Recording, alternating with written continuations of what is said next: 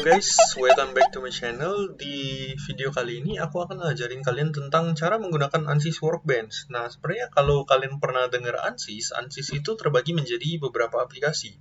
Salah satunya yaitu Ansys Workbench. Kalau variasi lainnya dari aplikasi Ansys ini sendiri, mungkin yang kalian pernah dengar adalah Ansys HPDL. Tapi Ansys HPDL sama Ansys Workbench ini agak sedikit berbeda guys, dimana kalau APDL itu pemodelannya itu perlu menggunakan semacam node yang dibuat di Excel kayak gitu guys.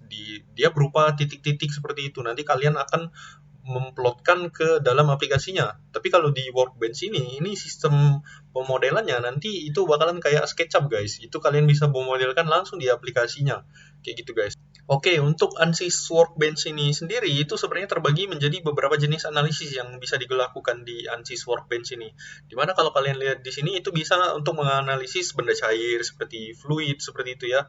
Bisa juga untuk elektrik. Namun fokus di video kali ini yang saya pengen ajarin ke kalian itu adalah cara menggunakan Ansys Workbench, terutama itu di bagian statik struktural guys. Di sini kalau kalian bisa lihat itu kalau kalian ingin melakukan analisis statik struktural itu kalian bisa double klik aja di sini. Nah, kemudian dia akan loading seperti itu guys.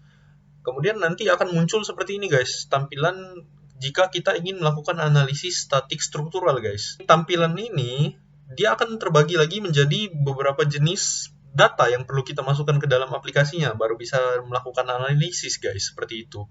Nah, yang pertama itu adalah engineering data. Nah, engineering data ini sendiri itu sebenarnya berisi karakteristik material yang akan kita analisis seperti itu guys. Nah, di analisis kali ini saya ingin mencoba mengajarkan kalian cara menganalisis baja ringan seperti itu guys. Namun karena kita di sini masih mencoba-coba, jadi kita menggunakan data yang ada dari Ansys Workbench itu sendiri saja guys. Karena di sini kalau kita lihat itu ada data untuk structural steel. Kita coba menggunakan data ini untuk analisis kita. Tapi kalau misalnya kalian nanti akan menggunakan Ansys Workbench ini untuk skripsi atau untuk keperluan penelitian, tentunya kalian perlu memasukkan data dari penelitian yang akan kalian lakukan seperti itu guys. Oke, mungkin kita langsung kembali saja ke di sini ada tab project seperti itu guys.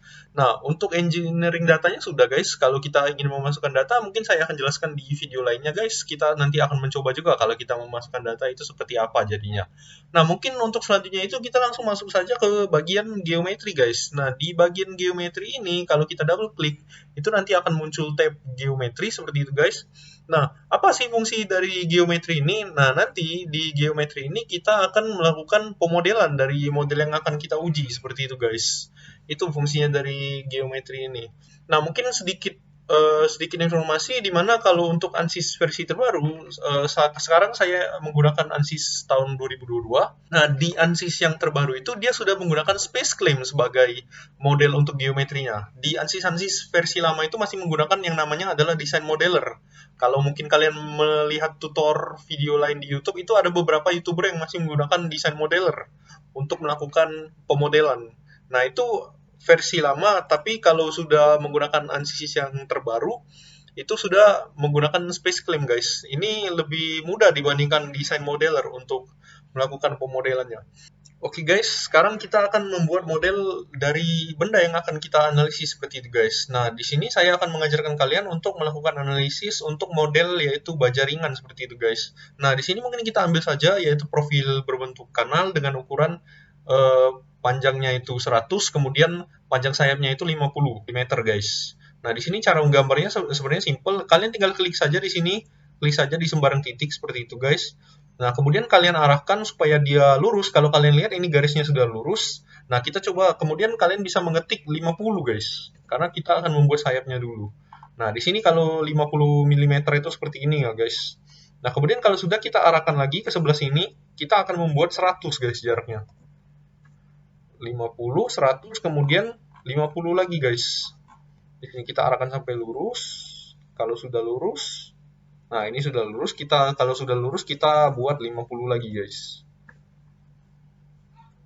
Oke. Nah, untuk ketebalannya mungkin kita coba ambil 3 mili dulu aja, guys ya. Kita coba ambil 3 mili.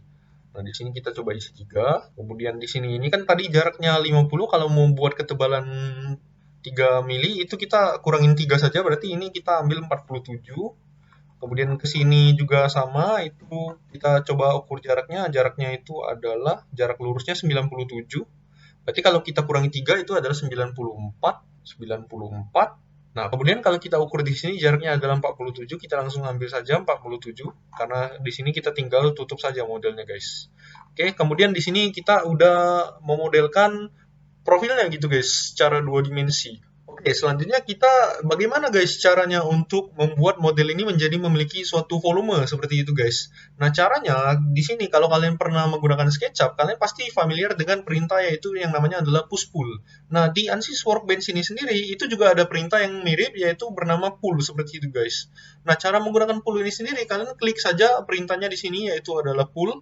Kemudian kalian arahkan kursor kalian ke objek yang kita sudah gambar tadi. Kemudian kita tinggal klik saja sampai di sini berubah warna menjadi kekuningan seperti itu guys. Kalau sudah kalian klik saja, kemudian kalian arahkan ke atas seperti itu guys. Klik, tahan, kemudian arahkan ke atas. Nah, di sini mungkin kita coba akan membuat modelnya ini panjangnya itu 1 meter guys. Berarti kalau 1 meter dalam mili itu adalah 1000 ya guys. Oke guys, nah ini sekarang modelnya kita sudah jadi seperti itu ya guys. Nah, untuk analisisnya sendiri mungkin saya kasih gambaran guys, kalau kalian belum tahu, kita akan memberikan pembebanan di bagian ujung dari profil kanal ini sendiri. Nanti kita akan memberikan pembebanan di sini, kemudian kita akan mengukur seberapa besar deformasinya terhadap waktu seperti itu guys. Dan juga terhadap gaya yang kita berikan. Nah, sebelumnya kalau kita ingin melakukan analisis tersebut, kita perlu membuat modelnya ini menjadi horizontal seperti itu guys, karena ini kita membuat modelnya secara vertikal. Nah, caranya kalian pertama lakukan blok dulu seperti ini guys. Kalian klik kiri, kemudian kalian blok saja. Seperti itu guys. Kemudian kalian klik di sini pilihannya adalah move. Karena untuk memutar model kita juga menggunakan move seperti itu di sini guys. Nah, di sini kalau kalian lihat itu akan ada indikator seperti ini guys yang bisa dipindah-pindah. Nah, ini kalian taruh saja di bagian tengah dari profil kanal itu seperti ini. Nah, kemudian kita akan memutar model ini sesuai yang kita inginkan. Nah, karena saya ingin mukanya itu menghadap seperti ini dan saya cuma ingin modelnya menjadi horizontal, caranya berarti saya tinggal pilih pilihan yang mana kira-kira yang tepat untuk memutar. Kalau yang ini bukan sepertinya guys ya, karena saya tidak ingin memutar seperti ini. Saya ingin memutar modelnya menjadi horizontal. Nah, jadi pilihan yang tepat yaitu saya menggunakan warna biru ini guys. Karena terkadang posisinya itu berbeda-beda. Nah, di sini kita putar 90 derajat saja guys. Nah, setelah kita putar modelnya menjadi seperti ini guys. Oke guys, sekarang setelah kita memutar modelnya ini, kita perlu menambahkan sesuatu ke dalam modelnya ini guys. Nah, karena kita tadi konsepnya itu akan melakukan pembebanan pada bagian ujung dari profil kanal ini sendiri, kita tentunya perlu membuat suatu bidang yang akan kita kenai gaya seperti itu guys. Nah, jadi kita harus menggambarnya sejak dari pemodelan geometri ini guys, supaya nanti tidak susah ketika kita sudah membuat setup seperti itu guys. Karena kalau kalian sudah membuat setup baru kalian mengubah modelnya, itu setup kalian akan ulang dari awal lagi guys. Jadi lebih baik kita memikirkan konsepnya terlebih dahulu dan kita modelkan di awal. Seperti itu guys. Karena saya ingin melakukan pembebanan di bagian ujung, maka kita di sini akan membuat suatu bidang seperti itu guys. Kita coba gambarkan persegi dengan jaraknya itu nanti adalah 50 mm dari ujung balok guys, seperti itu. Nah, ini kan sudah 50. Nah, kita kira-kira saja, nah ini sudah 50 kali 50 guys. Kita gambarkan bidang kotak seperti ini guys. Nah, oke. Nah, jadinya seperti ini. Nantinya kita akan mengaplikasikan beban di bagian sini guys. Oke, untuk pemodelan geometrinya mungkin itu saja. Kalau kita sudah, kita bisa keluar saja dari aplikasinya. Seperti ini, kita tinggal close aja aplikasinya dan data kita akan langsung ke save seperti itu guys. Nah, kemudian kita akan masuk ke bagian pemodelan guys. Nah, untuk setup, solution, dan results itu nanti sudah tergabung di dalam modelnya ini guys. Jadi kita tidak perlu keluar masuk aplikasi lagi. Nah, jadi mungkin kalau secara umum saya breakdown ini 3 bagian terbesar dari aplikasi ANSYS Workbench ini sendiri yaitu adalah engineering data, geometri, dan juga model seperti itu guys. Nah, sekarang kita akan masuk saja ke pemodelannya dari geometri yang sudah kita bentuk tadi. Kita akan double klik saja di model ini sendiri.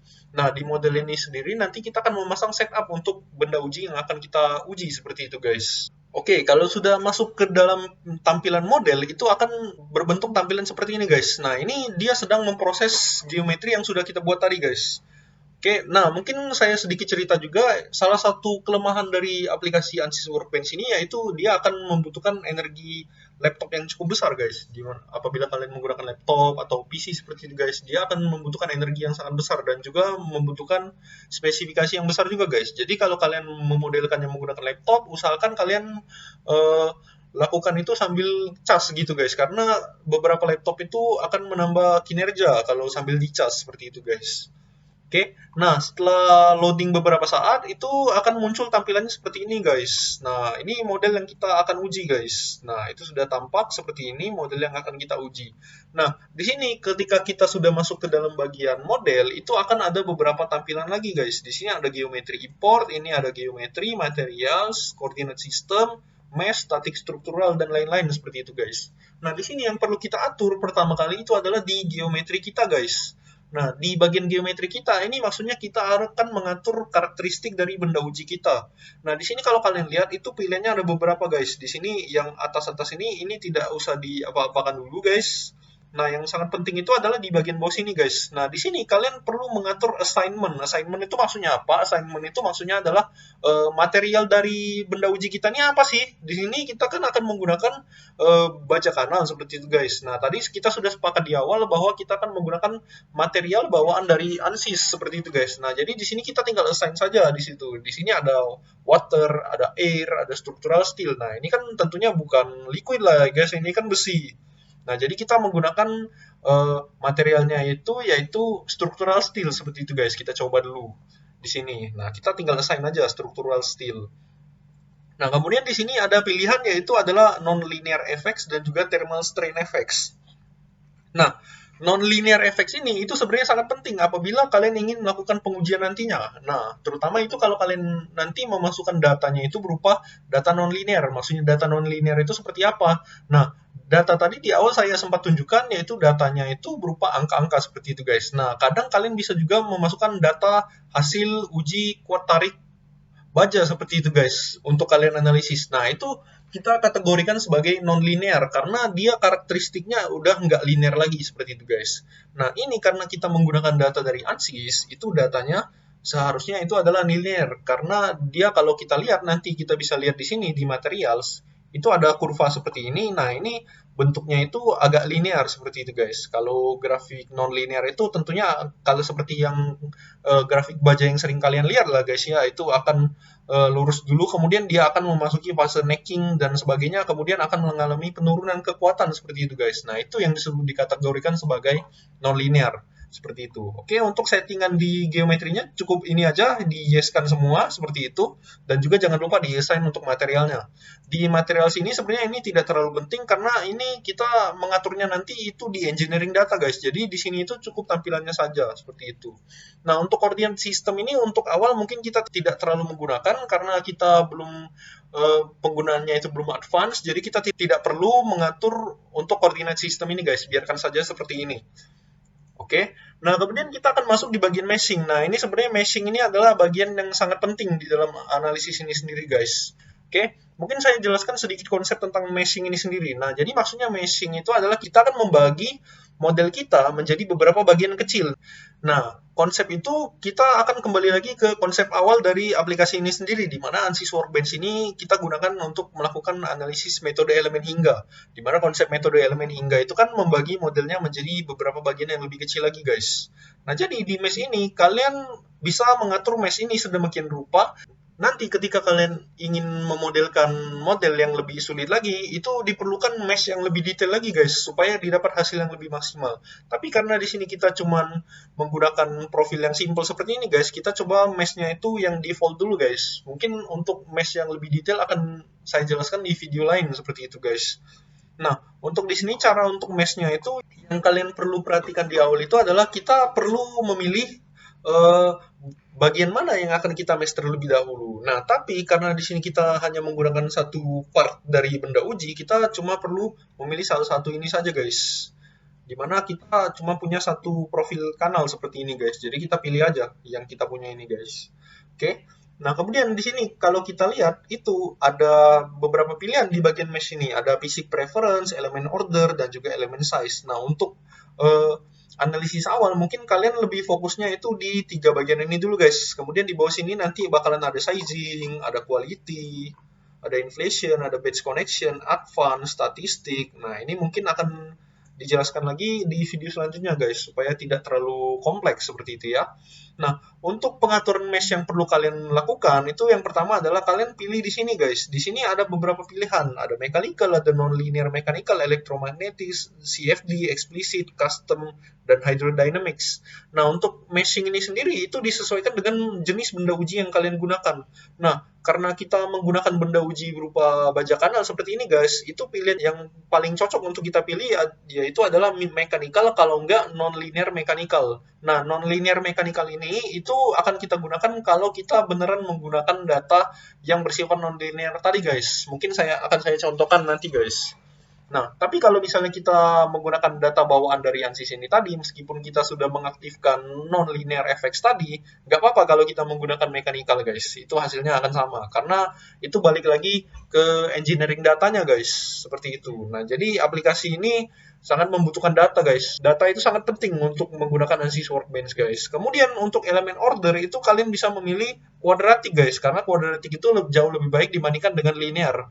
Namun, kuadratik ini tentunya akan menghasilkan lebih banyak mesh, guys. Semakin banyak mesh, semakin berat pula nanti kita akan ketika mengeran aplikasi ini, guys. Ya, jadi itu yang seperti yang saya sebutkan tadi. Ini memerlukan spek laptop yang cukup tinggi, guys. Seperti itu. Nah, kemudian untuk elemen size ini juga sangat penting, guys. Semakin kecil mesh yang kalian buat, itu akan semakin akurat hasilnya. Tapi semakin kecil mesh yang kalian buat, itu tentunya akan memperlama proses kalian dalam mengeran model ini nanti. Seperti itu. Nah, jadi semakin baik hasilnya tentunya memerlukan waktu dan juga spek yang semakin bagus. Seperti itu, guys. Untuk pengujian kali ini, standarnya itu mungkin kalau kita menggunakan mesh berukuran 10 mili, itu sudah cukup baik, guys. Tapi kalau kalian punya laptop yang speknya lebih tinggi, itu kalian bisa lebih mengecilkan lagi meshnya, bisa sampai 1 mili atau bahkan 5 mili, 5 mili, 1 mili, atau bisa lebih kecil lagi 0,1 mili, guys. Itu tapi akan sangat memberatkan laptop kalian, guys. Jadi kalau kalian punya laptop yang speknya lebih tinggi, mungkin bisa dicoba untuk settingan untuk mendapatkan hasil yang lebih bagus. Nah, kalau sudah, kita di sini tinggal kita klik kanan di meshnya ini, kita tinggal klik ini ada generate mesh. Kita tinggal klik aja dan kemudian model ini akan membentuk sebuah mesh untuk model kita. Nah, kalau kalian lihat di sini udah jadi meshnya itu berbentuk seperti ini, guys. Dia akan berbentuk kotak-kotak lah, guys ya. Sesuai dengan namanya, yaitu adalah mesh. Seperti itu, guys. Nah, oke. Ini kalau kalian lihat untuk ukuran 10 mili hasilnya akan menjadi seperti ini, guys. Nanti kalau kalian misalnya bisa generate mesh yang lebih kecil lagi, hasilnya akan lebih bagus lagi, guys, dibandingkan dengan yang ini. Oke, untuk mesh mungkin itu saja. Nah, kemudian selanjutnya kita akan masuk ke bagian analisis, yaitu adalah statik struktural ini, guys. Nah, di sini bagian pertama yang harus kita atur sebelum kita memulai analisis, yaitu adalah kita harus mengatur setup dari benda uji kita, guys. Nah, caranya untuk memasang setup dengan benda uji ini, kalian klik di statik struktural ini, kalian klik kanan, kemudian itu ada pilihan untuk insert. Nah, di sini kita bisa memasang berbagai macam kondisi, guys, terhadap benda uji kita. Nah, di sini karena saya sudah cerita di awal bahwa saya ingin melakukan pembebanan di bagian ujung dari profil kanal ini, tentunya kita akan memasang force nantinya di ujung dari beam ini sendiri, guys. Kita sebut sebagai beam saja ya, karena ini berupa balokan seperti itu. Nah, nanti kita akan mengaplikasikan gaya berupa force seperti itu, guys. Oke. Nah, namun ada beberapa setup yang perlu kita pasang terlebih dahulu sebelum kita mengaplikasikan force ini sendiri, guys. Yang pertama, karena kita menganggap pengujian dilakukan di dunia nyata, kita tentunya perlu memasang setup berupa gravity, guys.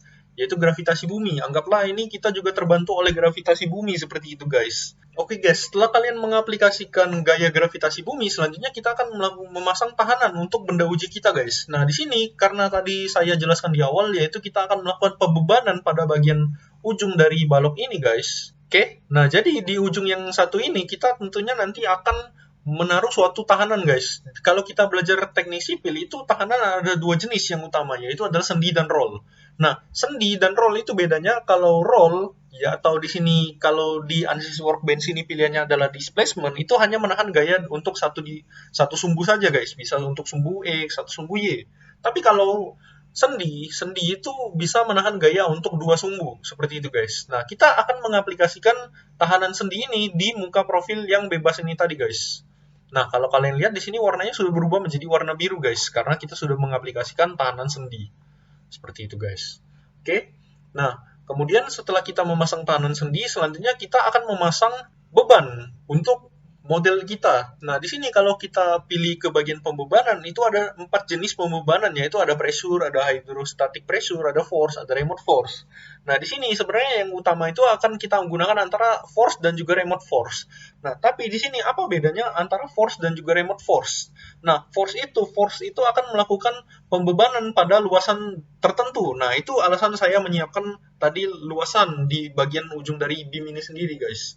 Nah, kalau remote force itu akan mengaplikasikan beban pada suatu poin yang ada di benda uji kita. Nah, ini kembali lagi ke kebutuhan kita nanti, guys. Nanti kita akan membandingkan dengan di dunia asli itu setupnya seperti apa. Nah, di sini saya akan mencoba untuk mengaplikasikan gaya pada luasan tertentu. Maka saya akan memilih pilihan force. Kemudian saya klik di luasan yang sudah saya siapkan di awal tadi, guys. Di sini kita tinggal pilih apply selection, geometry. Nah, kemudian di sini kalau kalian lihat itu warnanya sudah berwarna merah, guys. Yang artinya kita sudah mengaplikasikan beban pada luasan tersebut, guys. Oke. Nah, tadi kita sudah memasang 3 buah kondisi untuk benda uji kita, yaitu ada standard earth gravity, ada fixed support, ada force. Nah, kita di sini harus merapikan setup kita dulu, guys. Nah, seperti ini, standard earth gravity. Kalau kita lihat itu ini nggak bener lah, guys ya. Ini masa gravitinya ke arah kiri, guys. Gravity itu kan selalu ke arah bawah, guys. Nah, caranya untuk mengubah supaya ini gravitinya benar ke arah bawah, kita coba lihat di sini. Ini kan ada sumbu X, Y, Z, guys ya, di bagian kanan ini. Nah, ini ada X, Y, Z. Nah, kira-kira sumbu mana yang mengatur gaya ini supaya ke atas kalau nggak ke bawah? Nah, kalau kita lihat ini pasti adalah sumbu Y, guys. Jadi kita coba di sini kita ganti, dia menjadi min Y direction, guys. Dia akan mengarah ke bawah seperti gravitasi pada umumnya. Seperti itu. Kalau misalnya kalian kesulitan dalam mengatur gravitasinya, kalian lihat lagi ke sumbu yang kalian atur ini tadi, guys. Oke, untuk gravity mungkin itu saja setupnya. Untuk fixed support itu sebenarnya nggak perlu di setup, guys. Itu cukup kalian sudah mengaplikasikan ke muka yang mana tadi. Nah, di sini itu sudah aman, guys. Nggak perlu disetting apa-apa lagi untuk fixed support. Nah, kemudian untuk force. Nah, force ini kalian perlu mengatur beberapa setting di sini, guys. Di sini ada beberapa pilihan yang perlu kalian atur. Di sini kalian bisa memasukkan gayanya berupa vektor ataupun komponen, guys. Nah, caranya di sini mungkin saya akan mengajarkan kalian itu untuk menggunakan komponen saja, guys. Karena untuk arah gayanya itu akan menjadi lebih jelas kalau kalian menggunakan komponen. Oke? Nah, karena di sini saya ingin melakukan pembebanan yang tidak konstan, yaitu yang bertambah seiring waktu, mungkin di sini saya pilihannya yang sangat tepat, yaitu adalah menggunakan function. Tapi kalau kalian ingin melakukan pembebanan secara konstan, kalian tinggal pilih saja konstan. Di mana konstan ini kalian cuma perlu memasukkan angka seperti itu, guys. Untuk tabular itu juga sama, kalian perlu memasukkan angka dan juga pembebanannya. Itu hampir mirip dengan function, tapi dia nilainya bisa kalian atur seperti itu, guys. Tidak berupa fungsi. Seperti itu. Nah, di sini karena saya ingin melakukan pembebanan yang bertambah seiring waktu, saya pilih pilihan function, guys. Di sini. Nah, kalau kalian lihat, itu saya akan membuat pembebanannya sesuai dengan arah Y. Sama seperti gravitasi tadi, guys. Dia akan mengarah ke arah bawah. Yang arahnya sama seperti gravitasi. Nah, di sini karena kita arah bawah itu adalah sumbu minus dari sumbu Y-nya. Kalau kalian lihat di sini, ini adalah sumbu minus Y. Nah, berarti nanti komponen yang akan kita isi itu harus berupa angka minus juga, guys. Di sini anggaplah kita melakukan pembebanan untuk minus 1000 Newton dikalikan dengan waktu, guys. Nah, di sini letaknya fungsi itu, guys. Jadi dia akan bisa mengalikannya dengan waktu. Seperti itu. Nah, kalau kalian lihat di sini, ini nanti pembebanan kita itu dilakukan terhadap waktu, guys. Nah, ini banyak sekali, guys. Nah, tapi mungkin untuk mempersingkatnya kita tidak perlu melakukan penghitungan sampai 200 karena nanti itu akan lama, guys, loadingnya. Jadi kita lakukan secara sedikit saja. Mungkin di sini kita coba ganti saja segmennya menjadi 10. Jadi kita mencoba untuk 10 kali pembebanan saja setiap 0,1 detik, guys. Oke? Nah, selanjutnya sebelum kita mengerun analisis ini, caranya kita perlu melakukan setting. Untuk analisis settingnya ini guys, kita harus melakukan setting supaya data yang kita peroleh itu akurat guys. Nah, di sini yang perlu kalian atur itu sebenarnya adalah di sini. Nah, di sini kalau kalian lihat itu ada number of steps, ada current step number, ada step and time, dan juga auto time stepping. Nah, di sini saya akan ajarkan ada dua cara untuk mengatur pembebanan ini menjadi beberapa tahap seperti itu guys. Kalian bisa menggunakan satu step dan kemudian time steppingnya kalian perkecil menjadi 10 seperti itu, ataupun kalian bisa menggunakan 10 step seperti itu guys. Itu tergantung dengan pilihan kalian. Nah, mungkin untuk di video kali ini saya akan mengajarkan untuk menggunakan satu step saja, tapi untuk waktunya saya akan bagi menjadi 10. Caranya gimana? Di sini stepnya kalian isi menjadi satu saja. Dan kemudian step sekarang tentunya kita isi step satu saja guys. Nah, step ini kita coba akan menggunakan waktu, karena di sini konsepnya kita akan menggunakan time stepping. Dia akan aplikasi beban setiap berapa detik seperti itu guys. Untuk lebih gampang, mungkin kita akan menggunakan waktu sebagai indikatornya, karena akan lebih mudah untuk dibayangkan seperti itu guys. Nah, untuk auto time steppingnya kita akan melakukannya secara manual guys. Karena kalau auto biasanya kalau untuk analisisnya yang mudah itu akan langsung selesai seperti itu guys. Kalau kalian meskipun kalian memasang time steppingnya 0,1 second, dia akan langsung ke akhir seperti itu guys. Jadi kita nggak bisa dapat hasil dari analisis kita untuk pembebanan terhadap waktunya. Jadi di sini kita off-in aja guys. Nah, di sini untuk time steppingnya setelah kita off-in, kita kan melakukannya secara manual nih. Nah, dia bisa melakukan dengan sub-steps ataupun time. Sub-step ini maksudnya dari satu langkah itu terbagi menjadi beberapa langkah yang lebih kecil lagi seperti itu guys. Anggaplah kalian melakukan satu step, tapi kalian ingin datanya menjadi 10. Kalian bisa menggunakan sub-steps, kemudian kalian isi 10 seperti itu guys. Bisa juga kalau kalian ingin menggunakan waktu, simpelnya karena kita satu step itu menggunakan waktu 1 second, berarti kalau kita menggunakan waktu, anggaplah kita ingin mengambil 10 step, berarti kita waktunya kita bagi 10 guys. Dari 1 second tadi kita bagi 10, berarti setiap satu langkah kecilnya itu mengambil waktu 0,1 detik guys. Seperti itu cara menyetingnya. Oke guys, selanjutnya yang perlu kalian atur di sini adalah kalau kalian melihat di analisis data management di bagian bawah di sini ada save MAPDLDB. Nah, fungsinya di sini adalah kalian bisa melakukan penelitian selanjutnya seperti itu guys. Anggaplah kalian ingin berpindah device, itu kalian cukup menggunakan file DB ini guys. Jadi kalian tidak perlu memindahkan filenya secara keseluruhan. Nah, ini kalau kalian sudah memasang setupnya tadi, sekarang kita bisa melakukan analisis guys. Nah, caranya kita tinggal klik kanan, kita solve aja guys di sini. Dan kemudian kita tunggu beberapa saat guys. Itu akan melakukan analisis tergantung dengan kemampuan dari komputer kalian. Nah, di sini hasilnya sudah kita dapat guys. Di sini solusinya sudah keluar. Nah, di sini karena saya ingin mendapatkan hasil berupa deformasi dari benda uji saya, jadi kita pilih di sini kita akan insert deformasi guys. Deformasinya itu adalah total deformation guys. Di sini kalian perlu evaluate lagi untuk hasilnya untuk mendapatkan hasilnya secara spesifik guys. Nah, rupanya setelah kita melakukan pengujian akan diperoleh hasil seperti ini guys, hasil pengujiannya. Seperti itu. Nah, nanti kita bisa lihat animasi untuk pergerakannya itu seperti apa guys. Nah, kalau kalian ingin melihat pergerakannya seperti apa, kalian tinggal klik di sini guys. Nah, berarti itu nanti pergerakan bendanya akan menjadi seperti ini guys. Dia akan menurun seiring dengan berjalannya waktu seperti itu guys. Seiring dengan pembebanan yang kita berikan. Namun deformasi yang paling besar itu terjadi di bagian ujung guys. Kalau kita pause videonya di sini, kalian bisa lihat yang ditandai warna merah itu adalah deformasi yang paling besar guys di bagian ujung. Kalau kalian bisa lihat di sini. Nah, kemudian di bagian ujung yang satunya itu karena kita memasang tahanan tadi, gayanya itu di sini hampir 0 karena ya kan ujung yang ini ditahan guys seperti itu. Oke. Nah, kemudian kalau kalian ingin mengupload hasil dari deformasi ini terhadap waktu, kalian caranya adalah kalian klik di sini total deformation ini, kemudian kalian klik control di keyboard kalian dan klik lagi force di sini guys.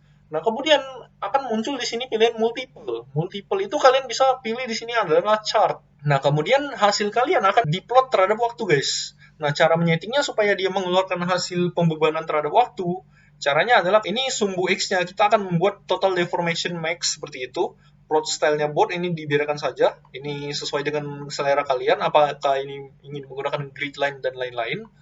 Oke, kemudian di sini kalian time-nya kalian matikan saja guys di sini, tinggal di omit saja guys. Kemudian force-nya itu di display guys. Total deformation-nya ini juga tidak perlu guys, karena kita memerlukan yang nilai maksimumnya guys, seperti itu. Nah, ini kita peroleh grafik dari pengujian kita guys. Nah, ini berbentuk linear karena ini artinya data yang kita masukkan itu berupa data linear guys, bukan data non linear seperti itu. Maka hasil yang kita dapatkan juga linear seperti itu guys. Oke, mungkin itu saja cara untuk melakukan analisis sebagai intro saja guys ya. Untuk video-video kompleks lainnya mungkin saya akan jelaskan di video selanjutnya. Itu saja untuk video kali ini. Like dan subscribe kalau suka dengan video ini. Sampai ketemu di video selanjutnya. Bye-bye.